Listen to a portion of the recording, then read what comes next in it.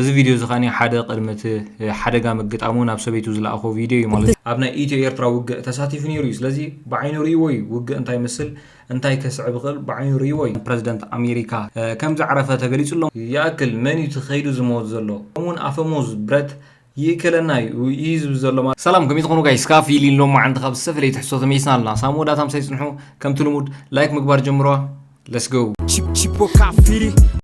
እዚ ጋይስ መጀመሪያ በዛ ትሪእዋ ዘለኹም ሓበሬታ ክንጅምር ፎሬክስ ትሬዲንግ ትመሃሩ ምስ ትደልዩ ስልጠና ክትወስዱ ምስ ትደልዩ ከም ትሪእዎ ዘለኹም ሳንሻይን ፎሬክስ አካዳሚ ስልጠና ትምህርቲ ጀሚሩ ኣሎ ስለዚ በዛ ሓፍትና ቅሳነት ኣኸዛ ዝዳሎ እዩ ስለዚ በዚ ቴሌፎን እዚ ክትምዝገቡ ትኽእሉ ኢኹም ፎሬክስ ካብ ቤዚክ ክሳብ ኣድቫንስ ክትመሃሩ ትኽእሉ ኢኹም ማለት እዩ ቁፅሪ ቴሌፎን 825564060 ናይ ዋትስኣፕ ቁፅሪ ስለዚ በዚ ክትምዝገቡ ትኽእሉ ኢኹም ወይ ደው ኢልኩም ሓበሬታት ተሓቱ ትኽእሉ ኢኹም ማለት እዩ ናብ ካልእ ናብ ናይ ሎም መዓልቲ ሓበሬታት ምስ ንኸይድ ካኒ ትማሊ ዕለት 29 ዲሰምበር ብዙሕ ሓደጋታት ኣጋጢሙሎ ብዙሕ ሓደጋታት ናይ ኣየር ናይ ባቡር ዝተፈላለዩ ዓበይቲ ሓደጋታት ኣጋጢሙሎ ብዙሕ ሰብካ ሞይቱሎ ማለት እዩ ኣብ ብዙሓት ሃገራት ናይ መዓልቲ ሓዘን ተቐይራ ኣላ ማለት እዩ ትማሊ ዕለት 29 ተቐዳማይ እቲ ዝበዝሐ ሰብ ዝሞተሉ ናይ ሳውዝ ኮርያ ዝምልከት እዩ ከም ትሪእዋ ዘለኹም 179 ሰብ ይሞይቱ ማለት እዩ ብዛ ኣየር እዚኣ ከም ትሪእዎ ዘለኹም ስእሊ ናይቲ ኣየር ድሕሪ ሓደጋ ምግጣሙ ማለት እዩ እዚ መስል እዚ ኸኣ ናይ ቅድሚ ሓደጋ ምግጣሙ ከም ትሪእዎ ዘለኹም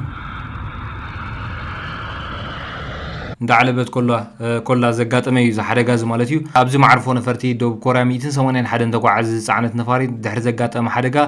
ብውሕዱ 179 ሰባት ከም ዝሞቱ ተገሊጹ ኣሎ እዚ ብመንገዲ ኣየር ጄጂ ትውነን 175 ተጓዓዝትን 6 ሰራሕተኛታትን ዝሓዘት ነፋሪት ካብ ታይላንድ ባንኮክ ተበጊሳ ኣብ ደቡብ ኮርያ መዕርፎ ነፈርቲ ሙዋን ክትዓልብ ክትብል እያ ዝሓደጋ ኣጋጢሞዋ ካብዚ ኣየር እዚኣ ኸኒ ክልተ ሰባት እዮም ዛጊት ድሒኖም ዘለዎ ማለት እዩ ካልእ ሓደጋ ኸ ቅድሚ ትማሊ ዘጋጠመ እዩ ናይ ኣዘርባይጃን ኣየር ዝኾነት ፍላይት J28243 ዝኾነት ኣየር ሓደጋ ኣጋጢሞዋ ነይሩ ማለት እዩ እዚኣ እውን ናብ ምዕላባዊ ኣጋጢሞዋ ነይሩ 38 ሰባት ካኒ ኣብዚ ኣየር እዚኣ ክሞቱ ክኢሎም ማለት እዩ ካብዚኦም 29 እቶም ድሕሪት ዝነበሩ 29 ክድሕኑ ክኢሎም ኣለዎ ማለት እዩ እዚ ቪድዮ እዚ ኸኒ ሓደ ቅድመት ሓደጋ ምግጣሙ ናብ ሰበይቱ ዝለኣኾ ቪድዮ እዩ ማለት እዩ This video before it crashed. The plane went down near the city of Aktau in Kazakhstan, killing 38 on board. 38 ሰባት እዮም The survivor, one of 29,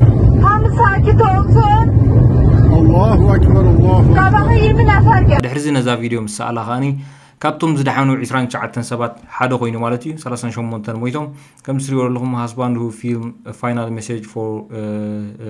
wife proved he survived plane crash ጁን እዚ ናብ ሰበይቱ ዝለኣኾ እዩ ማለት እዩ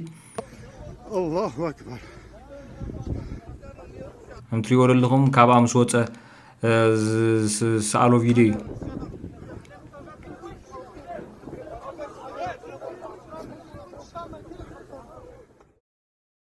ካልእ ሓደጋ ትማሊ ዘጋጠመ ኸኒ ናይ ባቡር ሓደጋ እዩ at least 15 injured after Brightland train smashed into Florida fire truck ይብላ ኣሎ እዚኣ ኸ ባቡር ሓደጋ ዘጋጠማ እዩ ምስ ናይ ፋየር ትራክ ዝተጋጨወት ትሬን እያ ማለት እዩ Some here in Delray Beach, man, there was a huge train crash.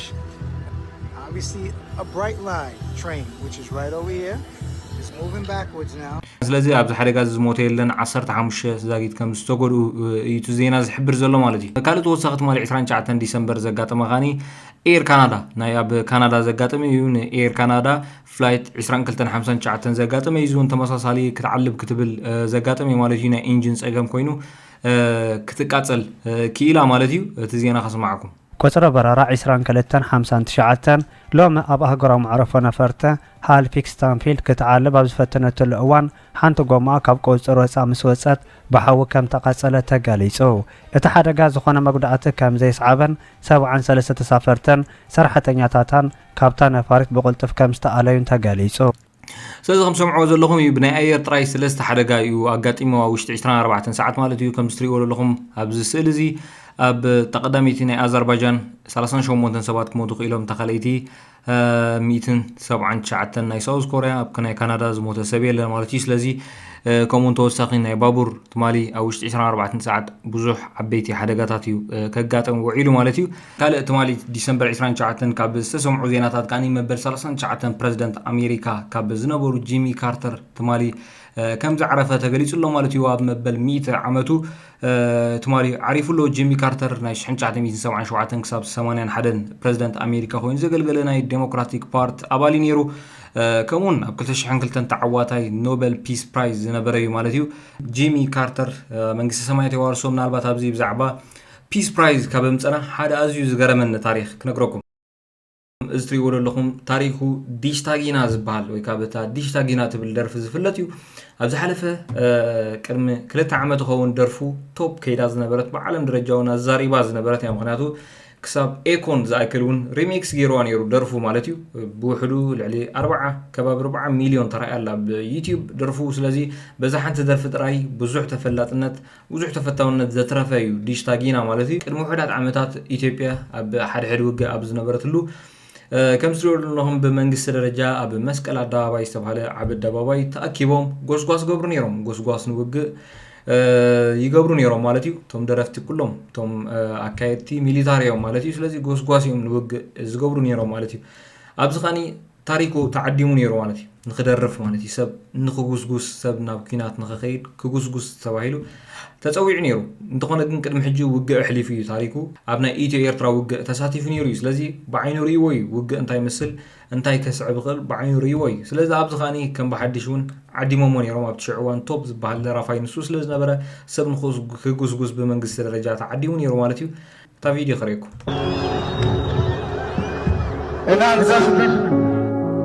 انا يزفنني زبزلو نخزفن تداليون كنخدرف تداليون يرو ግን አነ አይደረፍኝ ብሎ ማለት لزفنا አይደለም የመጣው ከደረፍ አይኮን ኩን መጪ በደስታው ባዘን መስፈን ብቻ ነው እንዴ በሐዘንን ሐጎስን ምድራፍ ጥራይ ልዩ የሚዘፈንና የማይዘፈን ቃል ይወቃ እኔ ምራሴ ዝድረፍን ዘይድረፍን መዓልት ክፈልጥ አለን ወላ ነው ባዓለይ ይብላል የቱ ጋር ቆመ ልስፈን አቤት ደው ይለክደርፍ የቱ ጋር ቆመ ልዘምር የቱ ጋር ቆመ ልናገር በቤተ ክርስቲያን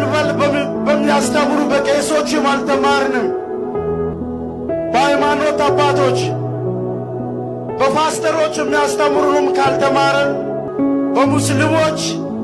بكل ሃይማኖት በክርስቲያን በሙስሊም በكل አይነት ሃይማኖት እንተዘይ ተማሂርና ብላለሁ ያስተምሩንም ካልተማረን ዘፈኑም አያስተምረንም በዙ ሁሉ ተዘይ ተማሂርና ደርፉና ይምህረናን ይብላል ምን አለ ብዬ ነው የምዘምረው እዚ ሁሉ ብዝትሪው ለለኹም ህዝብ ግን ኣብ ትሽዕዋን ንኩይናት ንኽጉስጉስ ሆ ዝብል ዝነበረ ቅድሞ እንደርፍታ ስለ ዝነበረ ስለዚ ከም ትሪው ለለኹም ሱቕ ኢሎም ሰምዑ ኣለዉ ብዙሕ ሰቡ ንቃወሞ ኣሎ ከም ትሪው ለለኹም ከም ዝብሉ ንቃወሞ ኣሎ ሁሌ ጥቁር መልበስ ምንም ኩሉ ግዜ ጸሊም ክንመልስ ኣይጸብቐልናኒ ሁሌ ጥቁር መልበስ አምርብንም ይበቃል ጥቁር መልበስ ኩሉ ግዜ ጸሊም ክንክደን ኣይጸብቐልናኒ ያኽለና ጸሊም ምኽዳን ይበቃል ጆሮአችን ደማ ማን መጥቶ ነው የሚናገረን ማን ነው የሄደ የሞታለሁ ያክል መን ይትኸይዱ ዝሞት ዘሎ ምንድነው ለመሞት ብቻ ወደፊት የምንለው ንምንታይ ንሞት ጥራይ እንድሕር ኮይኑ ንቅድሚት ንብል አሁን ወጣቶች ይቆሙ አይሂዱ እጅ መንስያት ደው ይበሉ አይኺዱ ሽማግሌዎች ይሂዱ ድንጋይ ያንሱና ሳር ይበጥሱ አናታቸው ላይ ይዘው በሽምግልና ይሻላል መንስያት ይትረፉ ዓበይቲ ይኺዱ ሳዕሪ በጢሶም እምነት ተሰኪሞም ብቅሬታ በሓፈሻ ሽምግልና ንክኾኑ ዓበይቲ ይኺዱ ይዝብ ዘሎ ንዕርቂ ይኺዱ ዓበይቲ አፈሙዝ ይበቃል እውን አፈሙዝ ብረት ይከለና ይዝብ ዘሎ ማለት እዩ ኣብዚ እዋን እዚ እውን ታሪኹን ተዛሪቡ ነይሩ ብዛዕባ ዝሓለፈ ቅድሚ ሕጂ ህይወቱ ኣብ ሙማት ወይ እውን ኩናት እንታይ ማለት እዩ ቅድሚ ሕጂ እሱ ዝሕለፎ ታሪክ እውን ኣብ ትሽዑ እዋን ተዛሪቡ ነይሩ ኣብ ባድመ ይኹን ካልእ ቦታ ተሳቲፈ ነይረ ትርጉም ውግእ ከዓኒ እንታይ ምዃኑ ርእየ ብዓይነይ ስለዚ ካልእ ሰብ ንዕሙቱ ኢለ ኣይጉስጉስነይ ብምባል ሓደ ዓቢ ታሪክ ተዛሪቡ ነይሩ ቅድሚ መንግስቲ ዝበሃል እዚ ምክንያቱ ኢቨን ብመንግስቲ ደረጃ ዝረአ ዝነበረ ላይቭ ዝረአ ዝነበረ ብዙሓት ከዓኒ ሓለፍቲ ኣለዉ ኣብ ቅድሚኡ ማለት እዩ ስለዚ ዛዘረባ እዚኣ ምስ ተዛረባ ኻኒ ብዙሕ ነቐፌታ ክሳብ ብህይወት እዮም ደልዮሞ ብትሽዕዋን ማለት እዩ ብመንግስቲ ደረጃ ዋላ ሓንቲ ዘይተባሃለ ግን ሰብ ግን እቲ ብትሽዕዋን ዝነበረ ስምዒት ስለዝኾነ እቲ ሰብ ባዕሉ ግን ኢቭን ንኽቐትሎውን ደልዩ ነይሩ ማለት ቅድሚዛ መዓልቲ ኩሎም ቴሌቪዥናት ፀዊዖም ንኢንተርቪው ይፅውዕዎ ነይሮም እሱ እንተይልዎም እውን ይፅውዕዎ ነይሮም ማለት እዩ እንተኾነ እዛ እዋን እዚኣ ምስ ኣጋጠመቶ ኢቭን ንህዝቢ እውን የቕሬታ ተመሊሱ ንኽሓትት ቴሌቪዥናት ከም ዝኸልኦ እውን ተዛሪቡ ነይሩ ማለት እዩ ድሕሪ ክንደይ ግን ኣብ ኢቢኤስ ዓዲሞሞ ቅሬታ ከም ዝብሉን ገይሮሞ ማለት እዩ ስለዚ ዝመፅኡ ቅሬታ ንህዝቢ ሓቲቱ እሱን ደርፊ ከም ዝገደፎ ብዚ ሕጂ እዋን ንዓዱ ክኸይድ ከም ዝኾነት ዘይኮይኑ ደርፊ ክገድፎ ምዃኑ ኢትዮጵያ ዘላቶ ኩነታት ብውሽጡ ፅቡቕ ስለ ዘይተሰምዖ ቅሬታ ብምሕታት ኩሉ ሰብ ከም ዝረሓቆ ተረዲኡ ኢቭን ክሳብ ሞቱ ክፈታተንዎ ከም ዝኽኣሉ ተረዲኡ ቅሬታ ሓቲቱ እዚ ማለት እዩ ኣብ ትሽዕዋን ጀሚሩ ኸዓኒ ንዓዱ ይኸይድ ከም ዘሎ ደርፊ ከም ዝገደፎ እውን ኣብዚ ሓቢሩ ነይሩ ማለት እዩ ድሕሪኡ ግን ዓመታት ሓሊፉ መንግስታት ተዓሪቆም ታሪኩ ኸዓኒ ናይ 2024 BIWS ተባሃለ ፕራይዝ ናይ ኢትዮጵያ ተሸላማይ ናይ ሰላም ኮይኑ ንኢትዮጵያ ወኪሉ تعواتي ناي سلام كوينو أرما ناي سلام كوينو BIWS تبع البرايز ناي 2024 كمستري ولا لهم تعواتي كوينو مالتي سلازي كم تاريخو أرئي زغون بتزخف وان سلام دحر مريتكا دحيركا تعواتي كم تخون ردو مالتي ناي تاريخو أزيز قرب نقري أبزح جوان بوزح سبيب زي تقعلو زلو بتشعوان تصرفون نبرا أبزح جوان ده تقعلو بوزحي مالتي ولو أنا بتشعوان زنبا منقص خي تغير خلو بعلو تمنقصيو ناي سلام شلماتي بو هايقرمن دو زعباز انتهي لكم اب كومنت تصبيكم سيز جايس نيرو مع فيديوز مثل نيرو حد الشحر كينكم سبسكرايب كي ترسعوا ثامنيكس مدب نرخب سلام